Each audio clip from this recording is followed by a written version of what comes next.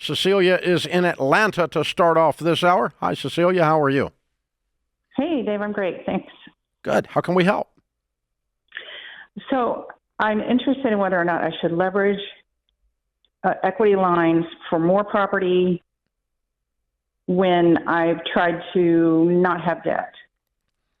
And is that safe for investment property activity? Okay, you realize your sentences just ran against each other, right? I mean, That's possible. I don't want any debt. Should I go into debt? No. I mean, that was what you just told me. I'm confused. Okay. Based on there are many people buying homes and then getting lines of equity to buy additional homes as investment properties, and then they have this whole domino of their equity lines leaning on other properties. I think you've been spending a lot of time on TikTok, haven't you? No, I'm a realtor, and I hear other people saying this. Yeah. So I did. How long have you been a realtor? 5 years. Okay. Love it. Okay. Good. So I know that you kind of had a history of being in real estate and that not eventually being good for you. And so I don't know if you're firm on that or if the current... Real estate has been great to me. Borrowing on real estate about destroyed me. So what I did is I got caught up in the same kind of crap that's floating around out there right now. It was happening in the early 80s. Only it was a different world. Obviously, we didn't have the internet. Instead, we had these wonderful things called infomercials, where some goober is sitting by the surf selling tapes and a $3,000 weekend course on how to buy real estate, nothing down. It was the exact same crap as all over the place right now, especially on TikTok. TikTok's got a real version of it going. Okay, borrow all you can because real estate's always awesome. You're always going to make money. It's passive income, says the get-rich-quick gurus. Okay, now, I did that.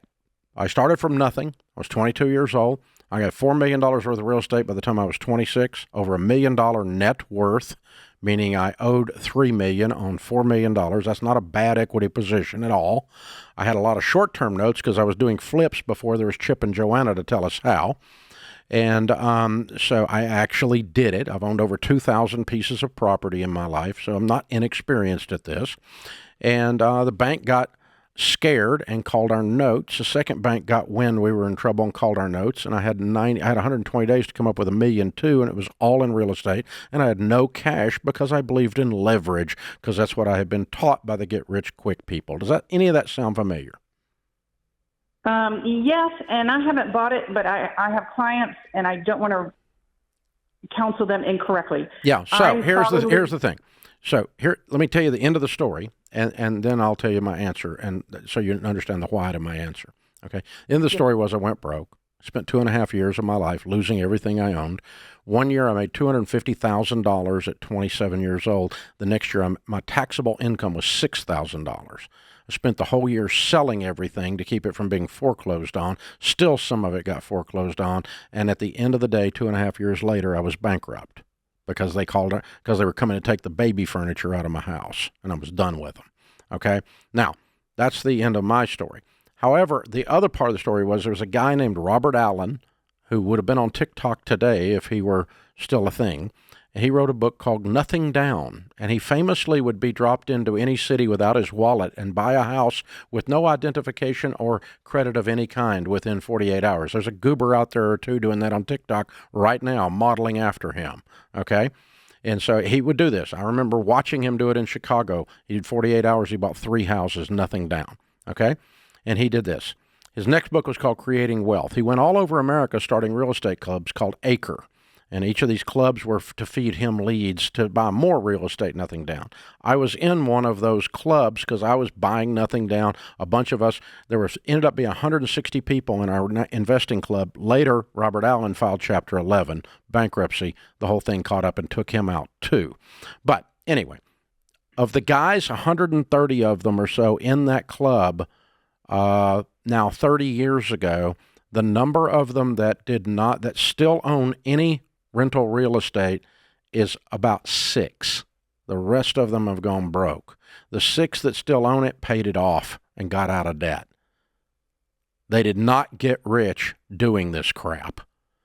No one makes it a decade doing this crap. It's crap. Don't do it.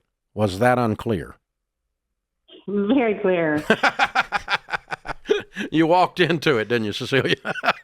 No, Cecilia, you're the person to answer this question. I'm curious, what is honored. driving you toward this? Are you not great financially? No, I took a little course called Financial Freedom, Financial Peace University, and I got debt free, paid off my mortgage, paid off my children's student loans with my husband. No, but what's making you just all the people doing it that are wanting you to do this? No, I'm trying. I have very much ignored all that clamor. So I did want to diversify my portfolio. Until you asked me a question about leveraging lines of credit to go buy real estate, you ignored it. Well, that's why I'm talking to you, is because I haven't done anything foolish. I know, but I'm just saying. No plan on it. Yeah, yeah. I mean, what was it that made you think that was even a good idea? That's what George is asking. Well, I guess my question was, had something changed in the world's financial picture that all of a sudden? No, nothing changes. This is a way to get around stuff. You know, my dad lived some of what you're talking about as well. He bought, land he couldn't afford and hoped to hold on to it, thinking it's going to turn around and I'm going to make gazoodles on it because a builder's going to want it. And 20 years later, that had not yet happened. He died before he saw any of that happen. So I will tell you the other part of the end of the story, the end of the story. After I went broke, we started saving money and investing, and I used some of that money to buy a piece of real estate cash, and then I used some of that income to buy another piece of real estate cash. And then in 2008, when everything dove down, I had a big pile of cash, and I bought a bunch of stuff for 15 cents on the dollar.